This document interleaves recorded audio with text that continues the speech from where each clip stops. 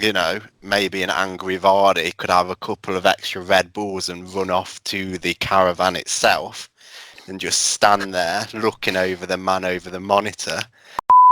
And welcome to episode 23 of the First4LCFC podcast. Once again, we're going to be looking back at all of the big Leicester City talking points. And as usual, we're not short of contentious moments to get stuck into. And joining me to do so are both Christian Mosen and Ed Noon. How are you both?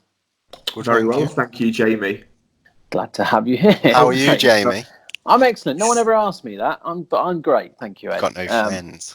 Oh, thank you very much. Right, what a note to start on. Right, before we get started properly, just a quick reminder: please do subscribe and rate our podcast on whichever provider you use. It really helps, and we would all hugely appreciate it. Right, on with the episode. So we're going to start by looking back over a big game in the battle for the European places as second took on third. But rather annoyingly, I feel we've got to start by talking about VAR rather than what was quite an intriguing match. So, Chris, let's start with handball shouts. What was your verdict on them both? I always say it's an interesting one because it is, and in this sense, let's start with I can't actually say it. The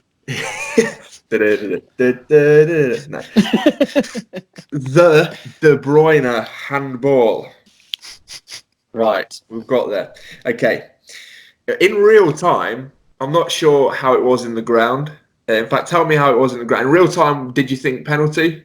Yes. Okay, I didn't watching it on TV. I was like, taint free kick, nothing doing. Especially at the height it comes in at you. It's not the automatic thing I thought of, but it wasn't until half time.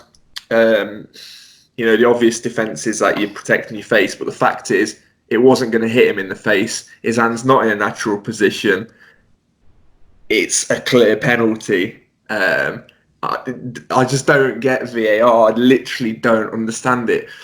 There's so many flaws with it. It's turned into a bit of a joke run by clowns, isn't it? Like, it was the same guy sitting in his caravan who did the Spurs game earlier that afternoon, who did this game in the evening. Like, this is the Premier League. It's an elite corporation, right?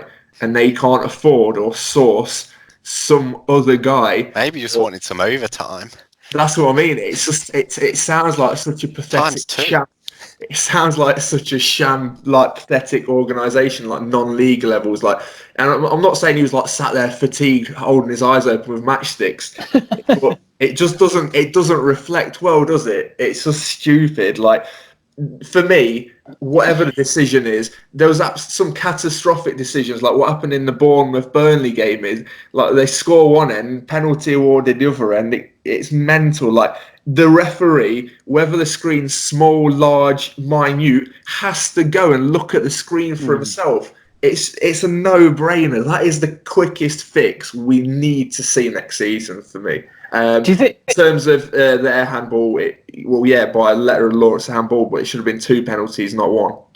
Yeah, it was either 2 penalties or none, wasn't it? Like, is where it should have been. But do you think the reason that the refs aren't using the screens is because they're, quite liking the excuse of someone else making the decisions?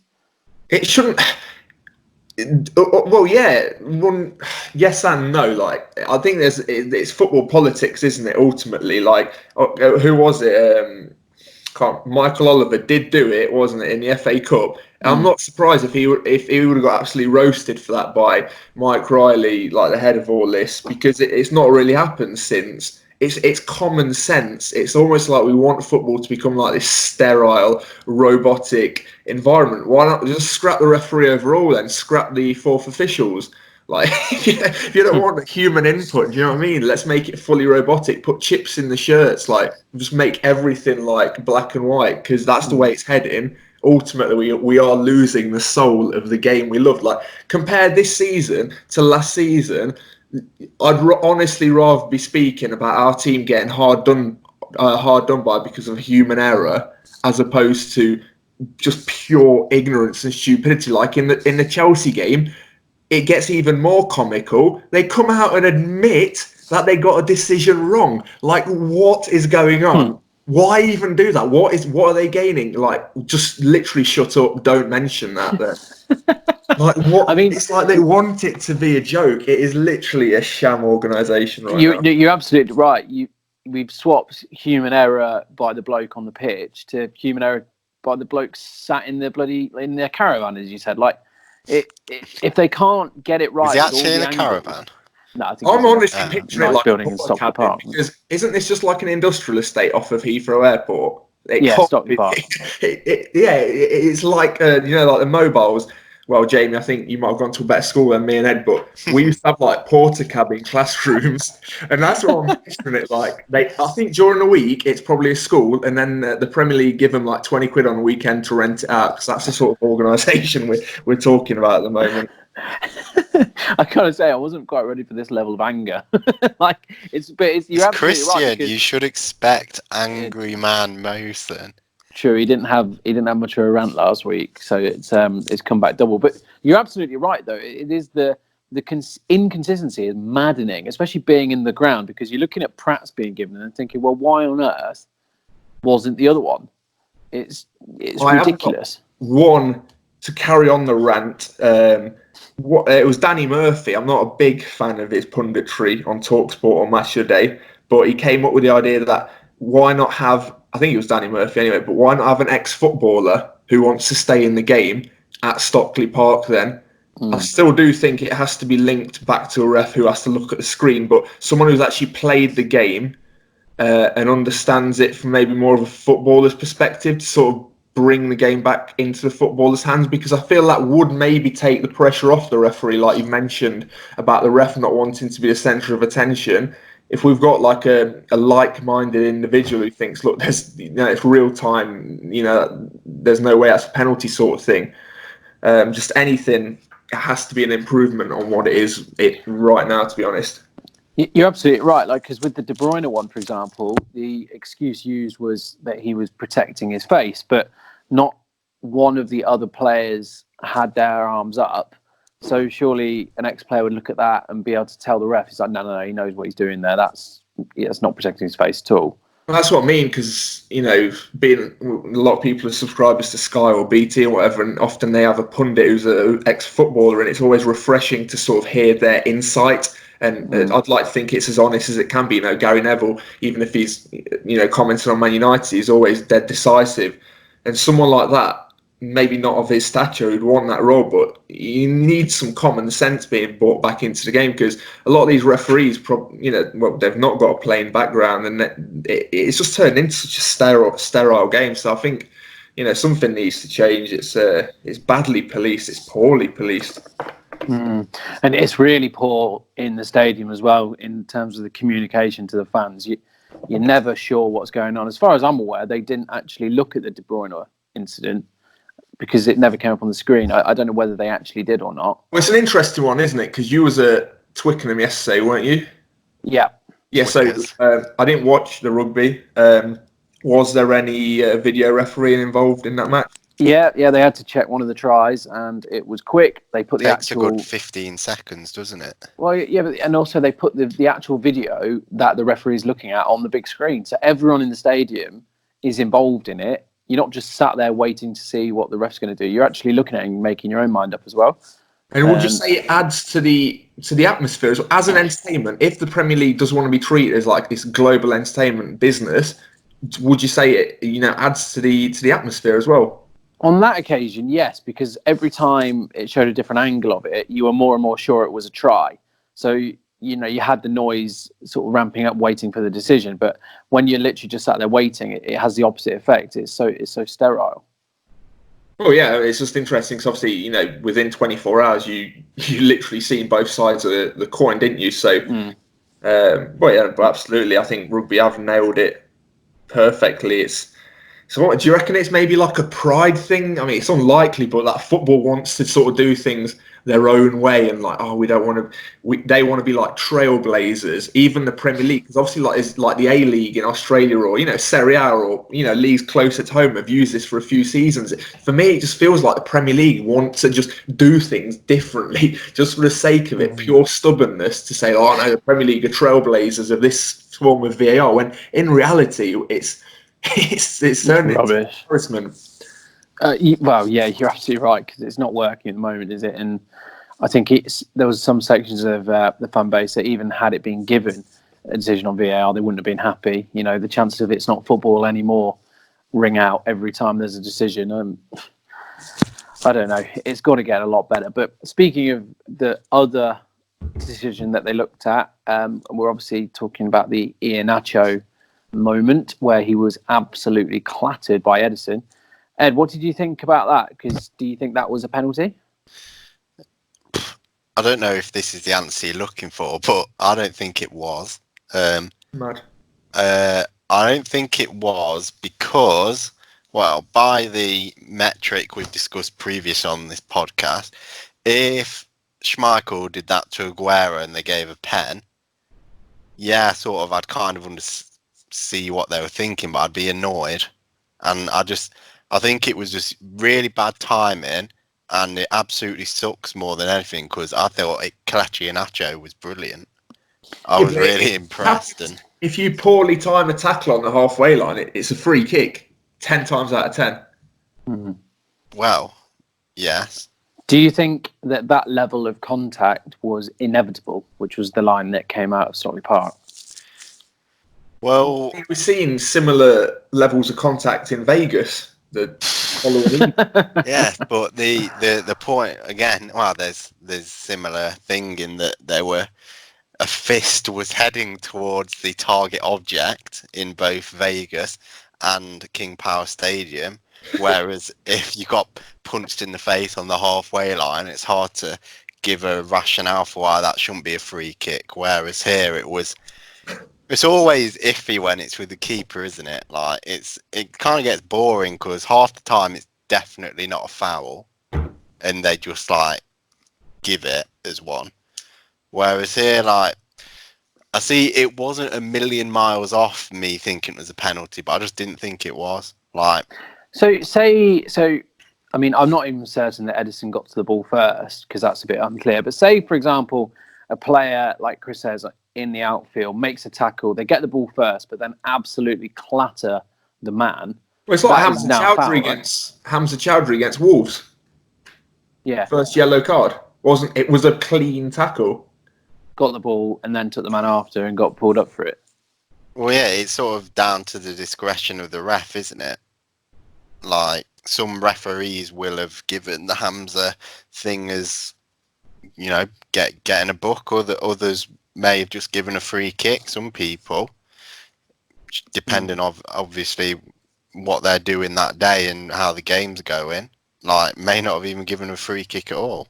This is where I think it has to, again, go full circle. And as a development of my having a professional or former professional footballer in the caravan, as we're now going to call it, is that why not have a defending player like a goalkeeper, and you could have an outfield player, which I don't think will be that difficult to organise at all.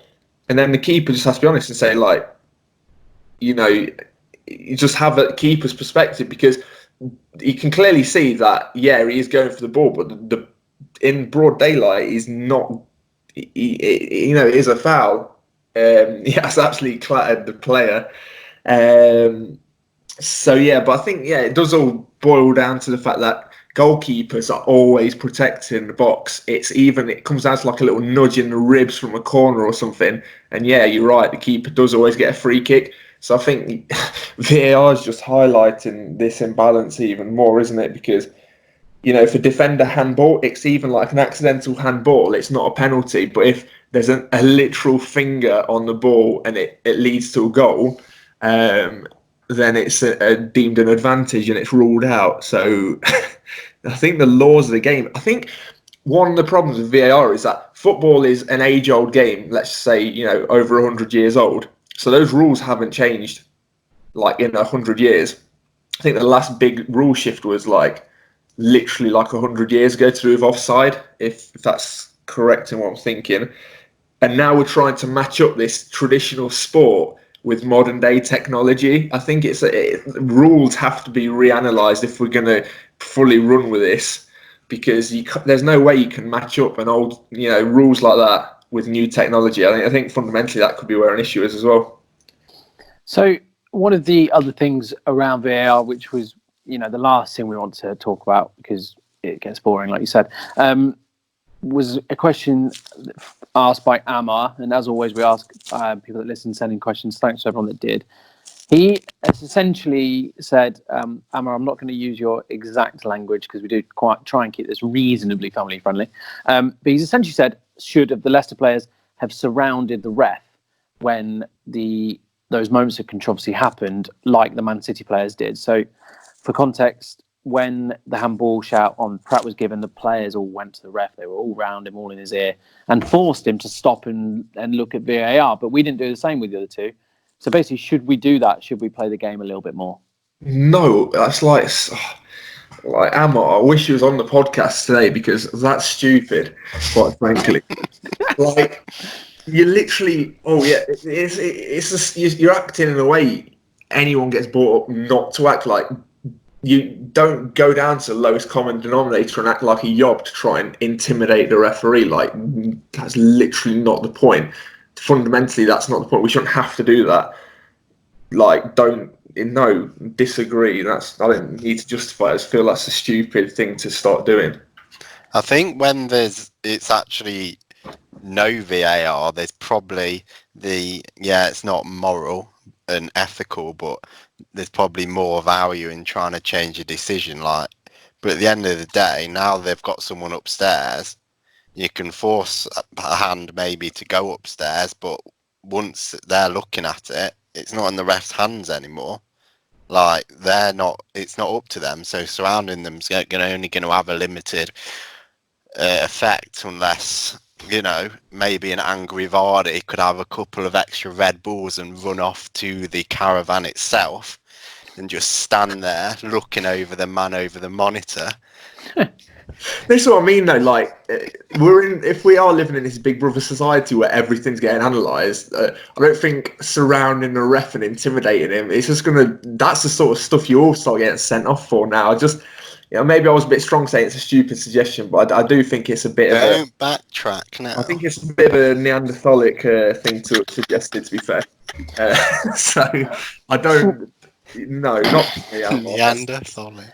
Well, we have spoken on this podcast about trying to do things in a more respectful way as well, haven't we, in terms of how the players hold themselves? And I think that's just a step in the wrong direction. If we have to get a decision by forcing the referee to do it, then I'd personally rather us not get the decision. It just no, because you're right. Because I watched Man City players do that, and I was like, just thinking that's pathetic. Take the moral high ground. Do it properly. You don't need to surround the ref. There's literally someone who can watch 10 replays of what's just happened.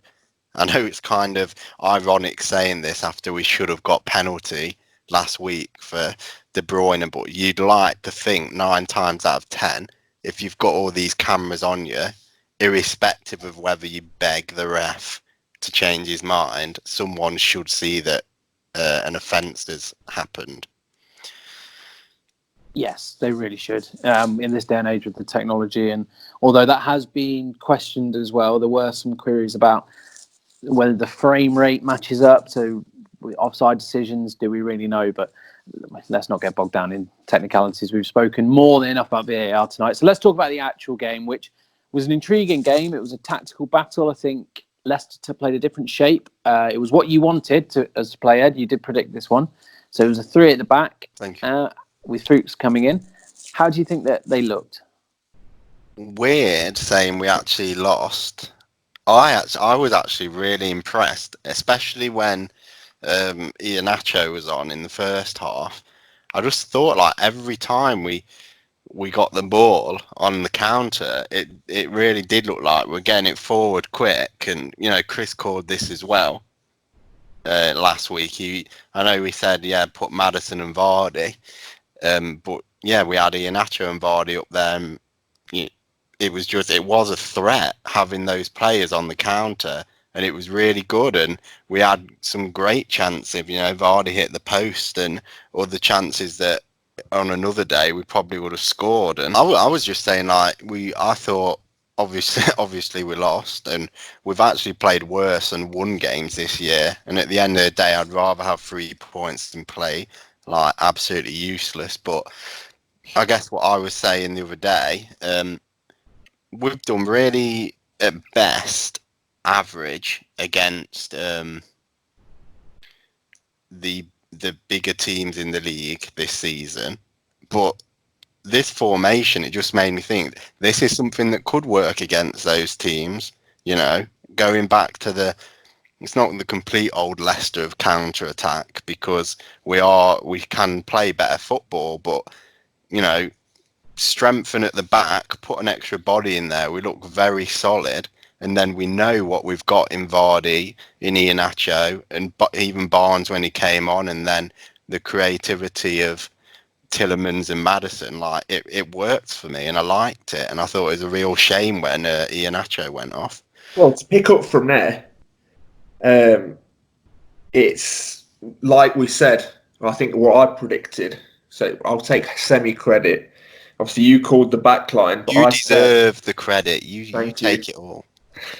Nah. I said Vardy cannot be left up there on his own, isolated. We need Maddison to play higher up the pitch. And I felt in the first half, with the original shape, that's exactly what was happening. Maddison, I'd love to see a heat map of his touches in the first half compared to his touches in the second half. I'm willing to be proven wrong, but I'm pretty sure he was 20, 30 yards higher up the pitch in the first half. And yes, unfortunately, we were forced to change the shape. But, you know, if we can play like that, like you say, against teams who play a very high line, Vardy had fantastic chances. Well, namely one of them. And that reminded me, I'm not sure if it was for you guys, but that reminded me so much of the record-breaking goal against Man United. Everything down to the keeper's body shape, the way he went the same way across the goalkeeper. I don't know, like, there's just he's not firing on all cylinders. It should have been a goal. For me, with the momentum, he had easily enough pace just to outstrip Ederson, go around him and slot it into the back of the net. Could Vardy be suffering with a lack of confidence? Or does confidence not affect him? That's all I'm thinking. But yeah, in terms of everything else, I feel that, yeah, the change in shape didn't necessarily suit us. I just felt we went a lot more flat in the second half. But I mean, what do you think the reason, like, why did we suddenly start getting penned in a lot deeper? Well, from my point of view, we pressed ever so well in the first half, and obviously Man City moved the ball around really, really well. And to be honest, I think it's as simple as the fact that I think we tired. There's such an intense thing to try and do for so long, and I thought we did pretty well. And then when the goal went in, it just sort of broke the resolve, because then Man City, they made the pitch as big as it could. They all spread out and they just kept the ball, and there was not really a great amount we could do from then, because I think a lot of the fans were getting frustrated because we weren't putting any pressure on the ball, but they just looked out on their feet. Well, I mean, it's true, and I think someone else I have to obviously apologise to, because he definitely listens to this podcast, is Kasper Schmeichel. Well, my apology in the way that I'll stand by in what I say, that as an overall goalkeeper, his stats aren't great, but as a shot stopper, I've never doubted him, and that was he's guessed the right way. It was a good penalty, probably a good height for him as well, but at that stage of the game, obviously, kept us in the match. I fist pumped, did you? Yeah, absolutely. And a few times, I bet. But on the flip of that, does he think he's playing golf or something at stages in the game? Because he seems to have his chipping wedge out, and I'm not really sure what he's doing with some of the balls he's trying to play. In terms of accuracy and that, it's sort of working against us, and it is a problem with his distribution. So with every good thing comes a bad thing, and I feel like over the course of a season, his distribution is just not improving, and that is a highly frustrating element of watching him play. Yeah, he was back to his best as a shot stopper, as you mentioned. He made a couple of very, very good saves, and obviously the penalty save from Sergio Aguero, and that was his fourth in the Premier League, which is one more than his very famous father made in his entire Premier League career. So he's obviously strong at that. But yeah, the distribution is something that certainly needs working on. But in terms of the overall performance, though, trying to pick on some positives, we mentioned the fact that we were missing a bit of an injury crisis in the middle with all three of our defensive-minded midfield players out.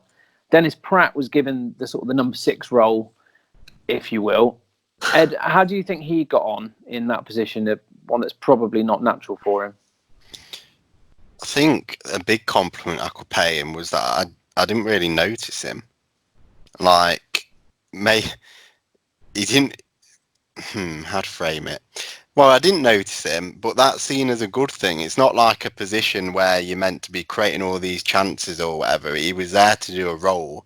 He was there as another body, and to add a little bit of solidity and get the ball, make challenges, disrupt play. And at the end of the day, Man City didn't create a hatful of chances. I felt solid in defence the whole game. And their goal did come from sort of out of nowhere, really. Like, at that stage, especially after we saved the pen, I didn't think they were going to score. So he did his job. And maybe that is I expect if indeed he plays, is fit, and we play that system again, he'll probably be out the side. But it's certainly reassuring that if we don't have a defensive-minded midfielder, that maybe if we do stick another defender in, he can play that role. I think it's interesting what you've touched upon, saying that about the defensive shape and maybe a lack of players, obviously both you, Jamie and Ed.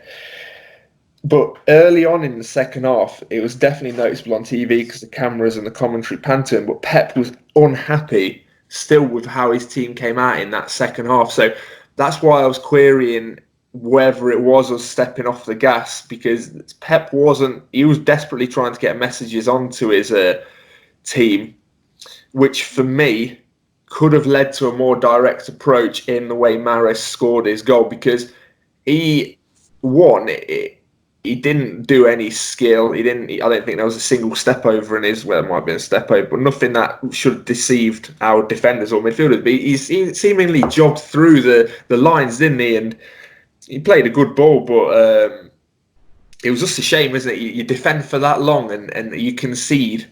It is a soft goal, isn't it, really? So, I mean, again, how do you interpret? Can we pin that on anyone, or was it just a case of everyone looking around? Oh, go on, it's your ball.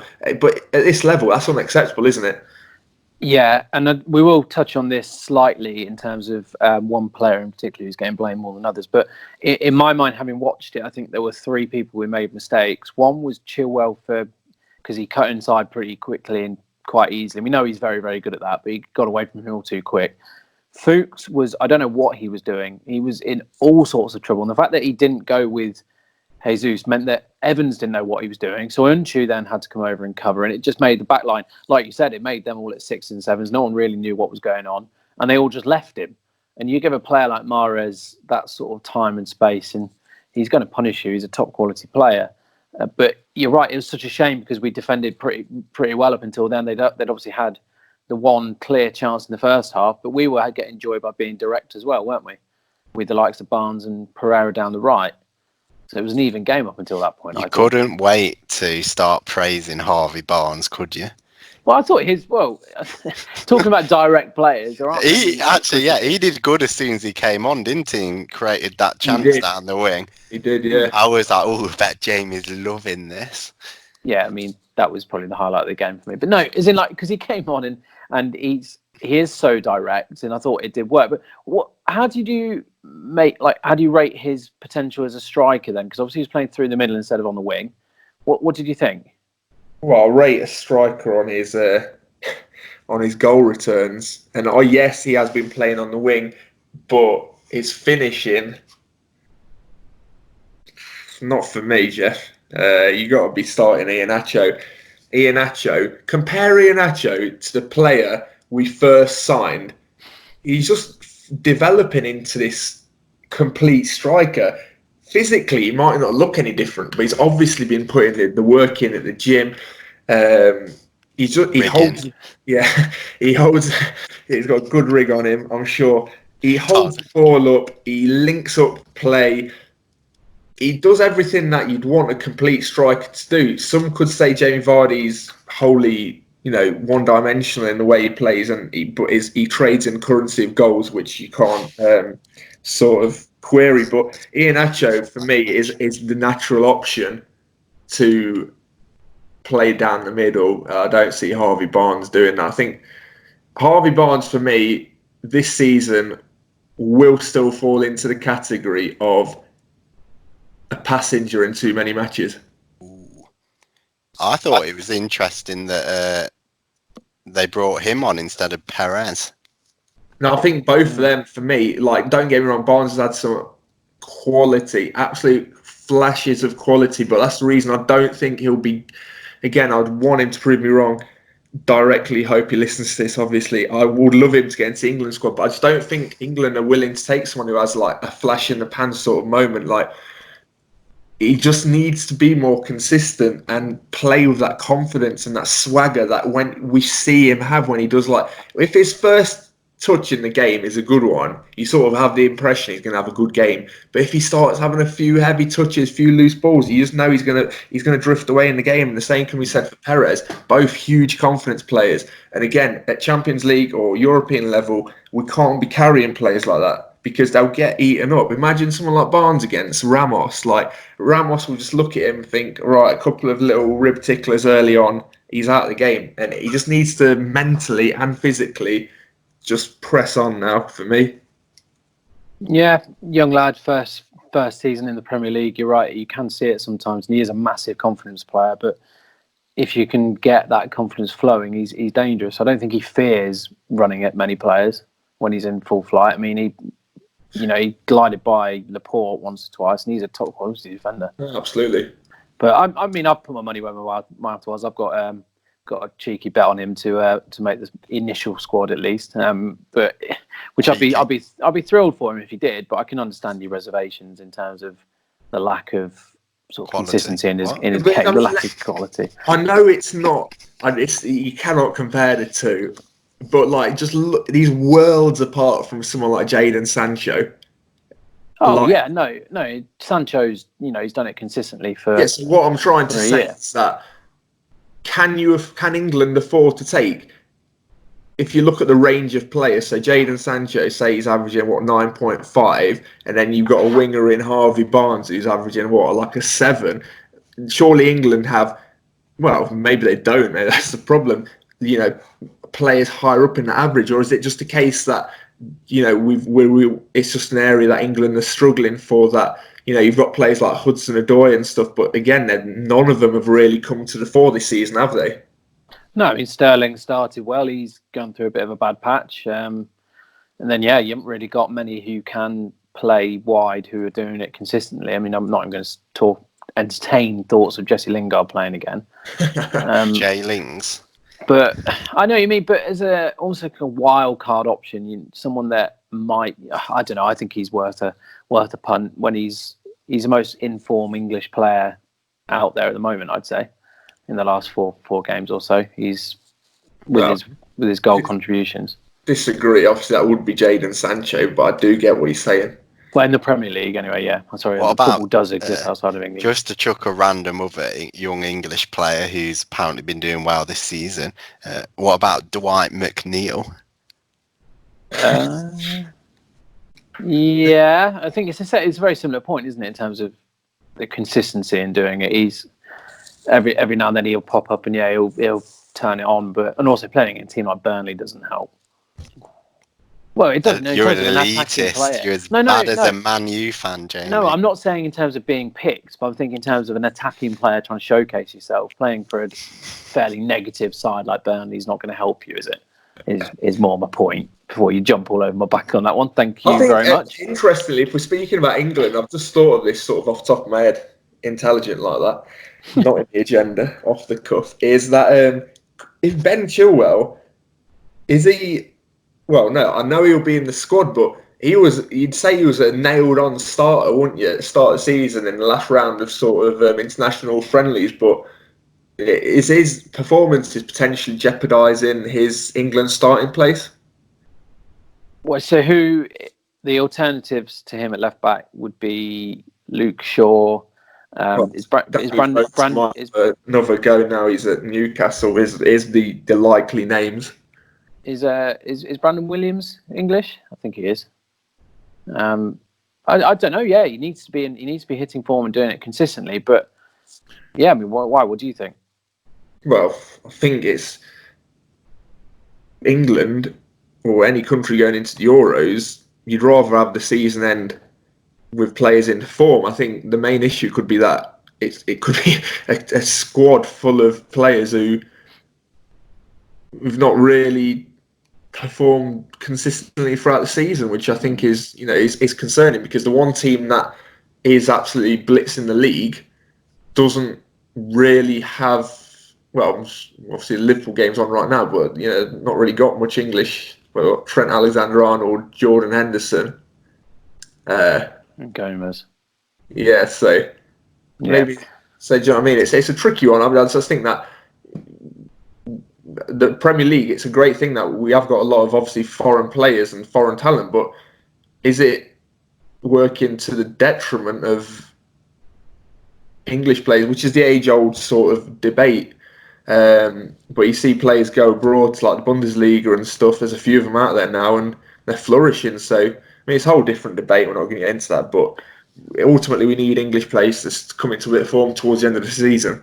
Well, yeah, you look at Chelsea have had one season with a transfer ban, and suddenly they've got Reece James, Mason Mount, Hudson-Odoi, Abraham, all coming through, all good young English players, because they've, well, certainly in the case of probably Reece James, they've sort of been forced to play him because they haven't been able to sign a proven European player, and it can only benefit them playing. No, it's true. I think the more I think about it, you sort of take it for granted, don't you? With footballers, like, they're on big money, but at the time, Jadon Sancho wouldn't have been. Well, he would have been a wealthy guy for someone of his age, but to go out and change his whole life, like into a foreign-speaking country in Germany, like that's a huge gamble, ain't it? If you think about it, a real brave move. And in this instance, he seems like a really down-to-earth, humble guy, and to do that, compare it to any other job, like as an 18-year-old or 17-year-old, it's a massive step, and it's paid dividends for him. And if you can, it's hard to compare him to anyone else because not many players have done that previously. No, you've got to give him absolute credit. So speaking of Chilwell, because one of the questions that we had in from a couple of people actually were all on the same theme. So in particular from Rich and Paul, who have essentially said, do we think that Chilwell is scapegoated somewhat? Because he's not the only player in a Leicestershire who's been a bit out of form in times this season. So why is it that he essentially seems like he's getting the bulk of the criticism? I think if there's one position that is tricky and easy to be made look weak anyway, it's fullback. Like, especially when you're an attacking fullback, it's very easy to get caught up the pitch, and then there's a massive gap behind you, and everyone in the whole stadium can see that. And then if someone gets in behind you, the whole team's at threat and they can score. And then you've got the fact that on the other fullback you've got Pereira, who's proven to be absolutely quality, so you expected to keep with his standards.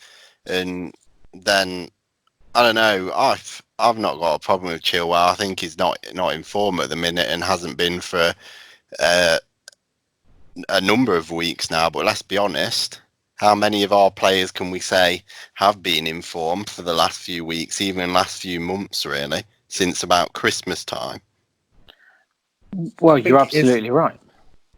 Well, yeah, I agree on that point, that it's one of the areas of the pitch that you do get found out, especially in the modern era where everything goes down the wings, doesn't it, with wing backs and stuff. And it's true, isn't it? You can't just be a good defender. You'll get criticised for not being a good attacker, which is wild to think, because fundamentally grew up, keeping the ball out of the net. So I guess it's a bit of a culture change, but the same exists for all clubs, surely. But it's that argument, isn't it? It's almost like, do we dare criticise any of the old guard? Because if it was Iheanacho being put through one-on-one and missing it, or Iheanacho only having, 4 shots on target since his last goal in over 560 minutes of open play football, we're jumping on his back. So is there an element? Is it people just keeping Jamie Vardy in high regards, or are we almost scared to criticise these players? Like Schmeichel, I've come out and criticised him. But it's almost like, oh, you're not allowed to do that. Like, why aren't you allowed to criticise them? That's what my point is. Yeah, I think you're right, because there are certain players that don't come in for it. I mean, Vardy has now not scored in several games. I mean, you going back to December, he missed a one-on-one, like you said, that realistically he should be burying. It's not the first big chance he's missed in that stretch. Yet he's very rarely, if at all, criticised. And granted, there's a great deal of respect for Vardy and Schmeichel, but I don't think that any player should be infallible. But at the same time, Chilwell comes in for an unbelievable amount of criticism. I mean, maybe this is just because it's social media and everything's over the top. But the guy, like the people around me as well in the stadium, I cannot believe some of the comments that come out about the guy. Share us some. Well, it's just the fact that he can do 3 or 4 things pretty well, and then instead of praising him, he's met with essentially saying, well, he should have been doing that anyway. And he makes one mistake, and suddenly they're all on his back. You know, the guy behind me saying that we should sell him, just get rid of him. He's not good enough. Sell Vardy? Chilwell. Oh, right. Don't know why I was thinking you're on about Vardy. No, but, you know, either way, it's a ridiculous thing to say, isn't it? But I'm not sure why he's scapegoated to that extent, because, like you said, a lot of players have been. To be fair, it's a weird one, isn't it? Because you don't. It goes to show the vital element of being in the stadium, because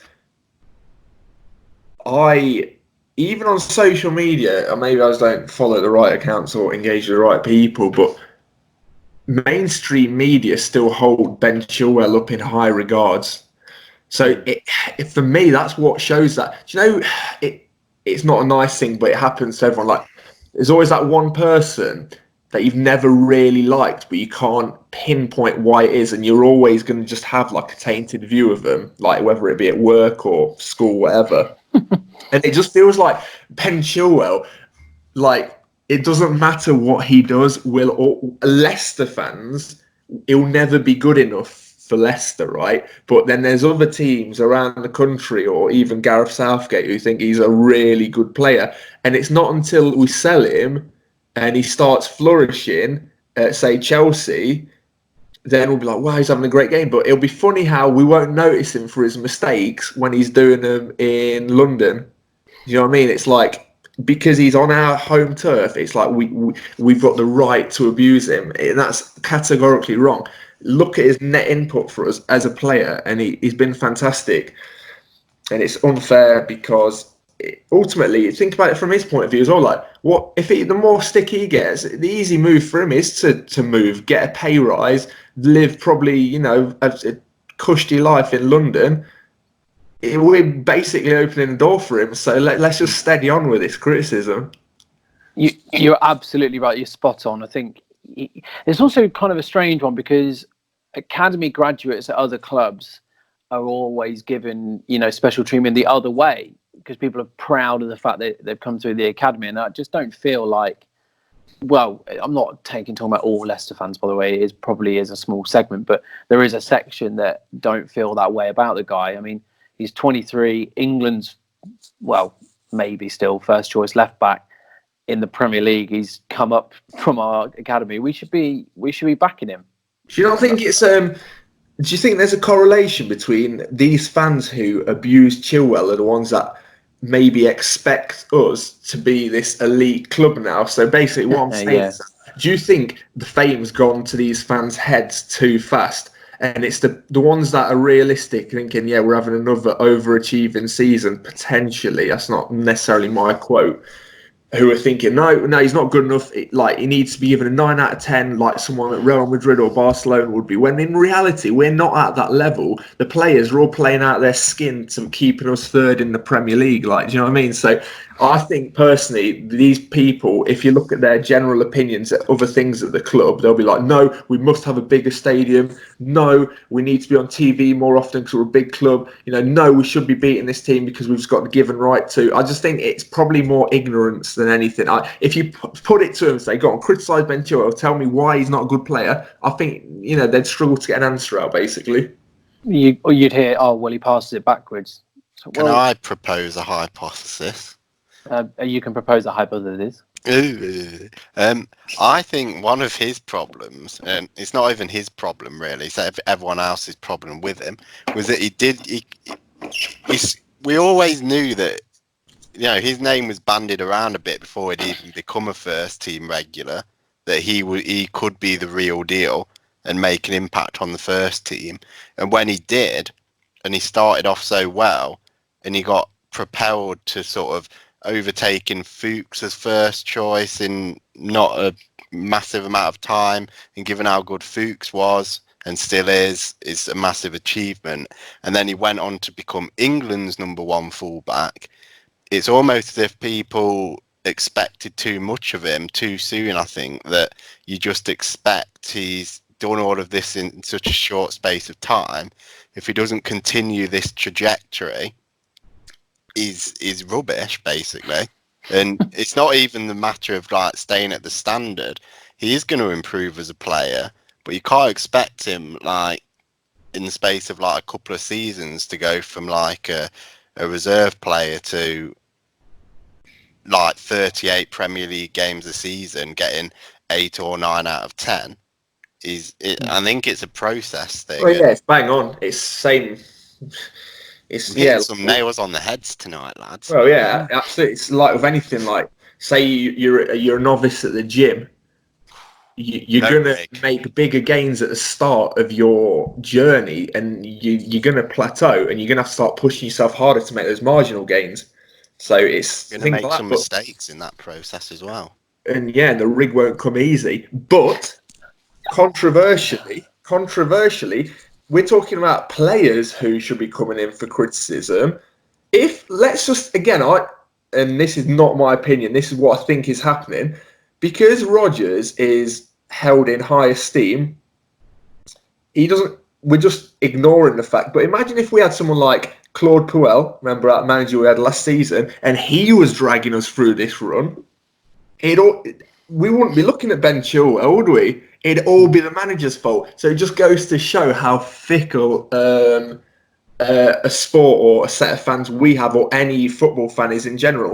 And we're all capable of doing it, so I'm not pointing any fingers. But for me, yes, we have played well, but ultimately we're not dealing in the currency we need to be dealing in, which is wins. And that gap is potentially shrinking. So could Rodgers be held to blame for anything that's gone wrong over the past 10 game weeks? Yeah, definitely. I think he's openly admitted that he got it wrong against Man City and Liverpool and how we approach those games. But in reality, I think you've got to have a sense of perspective as well. I mean, we went on a game run of 14 weeks where we lost twice and won the rest. We've achieved some mental things this season. We beat a team 9-0. We have one of the meanest defences in the league, and yet, granted, it's starting to look a bit tight. But I think people have got to realise that this wasn't the expectation at the start of the season. We are overperforming at the moment, being realistic. Oh, no doubt. Wrong. Like, just to clarify, disclaimer is, but that's not my opinion. I'm just saying. No, absolutely. I'm not disagreeing with you. Do you not think that it just goes to show how ignorant certain sets of fans can be because of Brendan Rodgers is this big time manager, which I do agree with. I think he is still one of the best around. But imagine if that was a lesser known manager, someone we maybe plucked out of the Championship, or someone we don't like, someone who's not fashionable, like Sam Allardyce or David Moyes. It's just the thing I'm saying is it's easy to blame or create a scapegoat, isn't it? Yeah, absolutely. And I think that in general, I don't think anyone should be coming in for too much blame at the minute. I think we've just got to say, look, we've been in a bit of poor form, but we've got a great chance to turn it around. I think we're one, at a max 2 good performances and wins away from just forgetting about all of this. Like, I genuinely think, right now, it's been a while of playing either not to our best level or not getting wins. I tell you what, we get 6 points in the next 2 games. I'm feeling very comfy. Like, I think many of these worries are put to one side. Did either of you take encouragement? I know result didn't go our way, but did you take encouragement from the performance in terms of our Champions League hopes? Quite simply for me, yes and no. First half, yes. Second half, no. It's certain shapes. That shape definitely did work, but obviously, if we you can't be that transparent. So if we played a game like that, then a team will set up to defend like that. Do you know what I mean? So, but if we use initiative like that and play more creative or mix it up by going more direct against certain opposition, then absolutely. I think James Maddison, after a couple of quiet weeks for me, he really came into it. But yeah, the shape, that's how he play against these high pressing teams, and that's for me. But the second half, it was bang average at stages. Again, it was just pedestrian. So if we show that flair, and if it is an endurance thing, we need to sustain it for longer, quite frankly. Work on that fitness over pre-season. And if teams like Man City and Liverpool can do it, then we're all humans. That's one thing we can do. We can increase those fitness levels. So marginal gains, but yeah, absolutely really happy with first half. Second half, we need to stop fading out of games. Yeah. And I think we're all agreed that whilst he wouldn't have been our first choice to come into the game, it's good to see Matty James back because he has had some horrendous luck with injuries. I'm not selecting him to start the next game, but it was nice. It was a nice moment for him at the very least. But right, let's look ahead to Norwich just very quickly. It's a big game in that Leicester need to pick up some points, don't they? But one of the questions that we've had whilst we're talking about shape from David Hansford, one for you, Ed, is that shape seemed to work pretty well with the three at the back. Do you keep with that, or do you revert back to the five in the middle? I would say wait to see what the situation with Iheanacho is before making any firm decision. I genuinely think he was essential to that first half performance. And yeah, if he's not available, we've only got Vardy up front, I'd want the two wingers. I'd want Perez and the goal threat and creation for Perez and Barnes. But yeah, I think it's obviously may surprise you to hear. I'm not quite sure. I've not had a chat with Kelechi since the incident. I'm not sure how he's faring. But yeah, for me, wait and see. If we want to play two up front, it makes sense to actually find out whether the two up front are fit. Because obviously, when it's an injury of the head, it could seem quite, I don't know, innocuous, if that's the word, and then end up being something quite serious, and he's got to sit out for a while. So, but even if he is fit, I wouldn't be 100% for it. It's a game. It's a different game against a different team. Yes, Norwich, you see them as a team that tries to play football, but they're not quite as good as Manchester City. And this is a team we need to go at. Maybe not like all-out attack from the off, but would playing three centre-backs just be a waste of a player? Like, they're certainly not in form. They're bottom of the table, not even close to anyone else. Lost 3 of the last 4.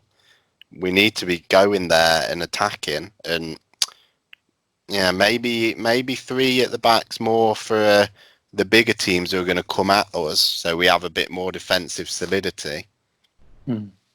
Yeah, and if indeed he's back as well, he gives you that further anchor in the middle, so perhaps you don't need it. But it is the link up between Vardy and Iheanacho was very good, I thought, in terms of you've got someone to hold the ball up in Kelechi, and then Vardy's free to make those runs in behind. So in terms of your approach to the game then, Chris, how do you want to see us go about it? Because it is a big game, make no mistakes. They're on a terrible run, and we really need to capitalise, don't we, at this point?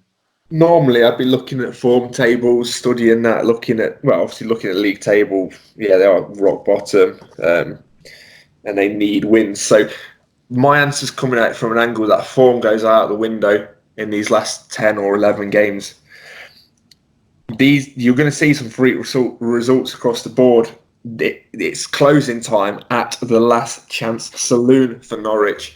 They need to be winning, and they like it or not, they've got a couple of wins left in them this season, I think, and it's just who they come against, and their best bet is going to be at home. Hopefully not against us. But nonetheless, in terms of shape, I don't think we should set up the same we did against Man City. I think that would be deemed negative, albeit away from home.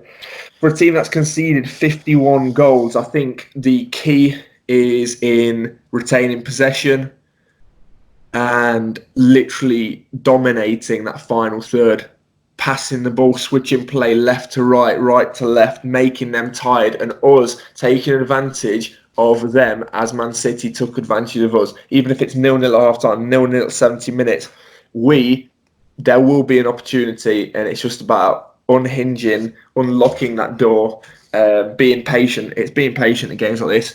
A good win for me would be that we don't go into this Leicester rut that we talk about. There's not like a sustained period of time where the opposition have a comfortable period. We keep a clean sheet and we come away with 3 points. We just need a professional performance. They're bottom of the league. It needs to be professional. Don't underestimate them. Yeah, they've won one game in their last 14, which is a run that goes back to the 1st of December. But they have managed. To us then. But yeah, they managed to draw with us the last time out in that run.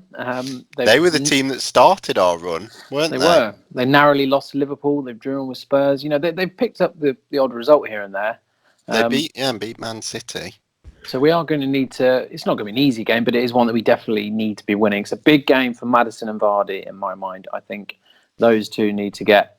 If they can get back into form, we should win fairly convincingly. But talking of predictions, let's have yours. They're normally there and thereabouts in the main this season. Chris, you go first this time. What do you make of the game? Well, simply coming off the back of what I've just said, I do think a relatively low scoring affair. I'm going to go 2-0 Leicester. I do think the goal will take some time to come, but I'm just feeling in terms of the match, I think it'll be one of those we'll look back and say, yeah, we always had that in control. We will get frustrated, but I do think 2-0 Leicester City. And I've got a feeling Ed was going to say the same. Well, Ed, shock horror, I was going to say 2-0 because I hate this game. Next season, if we do a proper league table, I think we're going to have to make a rule that either we can pick the same score or we do take it in turns every week, because this is just getting silly. I think a prediction league would be a good idea, and I think keeping the same score is absolutely fine. And any excuse to get a spreadsheet. Oh, absolutely. You do sound far too excited about that, if I'm being honest. Right, come on then. Right, score. Your prediction that's not 2-0. I'll go 3-0 then, because Soyuncu is in my fancy team, so clean sheet has to be done. And I also have Vardy and Barnes now, so they also need to score. You signed Harvey Barnes? I have. I've paid my wild card. That is mental. And this, ladies and gentlemen, for those who listen, is exactly why Ed cannot be trusted in terms of an opinion. You've been slating him all season. What is your rationale? We've got a nice run of form. We've got a nice run of fixtures, sorry. Has it been my sales pitch about him constantly Absolutely over the not. past You put me 18 off, weeks? if anything. I think it's a bit creepy. I see we've got this nice run of form. This is our chance for me.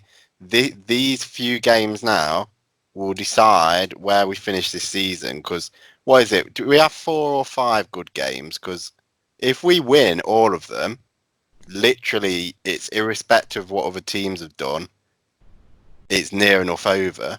If we play against these lesser teams, smaller clubs, and fail and continue our rubbish run of form, and that gap between the rest is only going to get smaller, and then we've got to play them all at the end of the season, and you're in 50-50 games.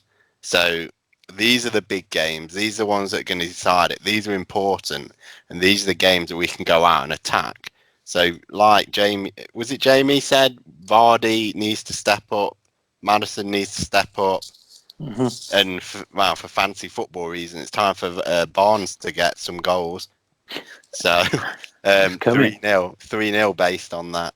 with a Harvey Barnes hat trick, probably. Well, all assisted by Vardy. I've not got a problem with this. No, I'd take the win. I think that we will keep a clean sheet, and I think we all win as well. I wanted to say 2-0, then I wanted to say 3-0, but so I'll go 1-0. Let's just say it's a nice tight game. But that's after like 30 seconds, aren't they? They are. And we're all going to look like right idiots. So a clean Liverpool sweep scored. in terms of the predictions, and Liverpool have just scored apparently, which is a real shame. Isn't it? I'm not sure. Well, you're the one who's watching the stream. I know it's Mane. Yeah. We might have to cut this bit out. Is there anything else that you guys want to add in, by the way, or do you want us to wrap it up? I think this episode's going to be fantastic. It's been a corker. It has actually been really good. There's some really good sound bites in this one. All right, I'll wrap it up. Do you want me to say something stupid? Oh, yeah. I can't think of anything. But is there something stupid to say? Oh no, Chris said the currency line. That was a really nice turn of phrase. Probably trading in that currency. I do like that one. So much so he used it twice. I do, yeah. Can't help it. But yeah, that's the sound bite's written, so I don't need to worry about that. Okay, so I'll wrap it up quickly. So it's a clean sweep in the predictions with 3 wins from us all. Let's hope that does come true. Thank you very much for listening. If you've got this far, please, as we say, please like, subscribe and rate our podcast. We really, really do appreciate it. Any comments, feedback, questions for next week, get them in and we'll definitely get them read out on next week's pod. There's nothing else to add from you two. I think the soundbite at the start of the episode is already well sorted with some of the stuff that Chris is coming out with. So we're all set. So thanks again for listening and we'll see you next week. Take it easy.